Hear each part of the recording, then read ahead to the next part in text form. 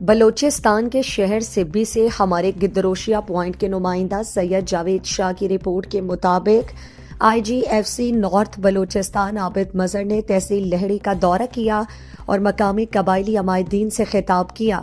انہوں نے لہڑی کو بلوچستان کے امن پسند علاقوں میں سے ایک قرار دیا اور ایف سی کے کردار کو سراہا ہے۔ آئی جی ایف سی نے لہڑی کی عوام کو امن و امان قائم رکھنے پر مبارکباد دی۔ انہوں نے کہا کہ ایف سی مختلف چیلنجز کے باوجود علاقے میں امن و امان قائم رکھنے میں کامیاب رہی ہے۔ آئی جی ایف سی نے بتایا کہ ایف سی تعلیم، صحت اور دیگر شعبوں میں عوام کی خدمت کر رہی ہے۔ انہوں نے خاص طور پر 80 سے زائد اسکولز کے ذریعے تعلیم فراہم کرنے کا ذکر کیا۔ آئی جی ایف سی نے عوام سے اپیل کی کہ وہ علاقے کی ترقی میں ایف سی کا ساتھ دیں۔ انہوں نے کہا کہ عوامی تعاون کے بغیر ترقی ممکن نہیں ہے۔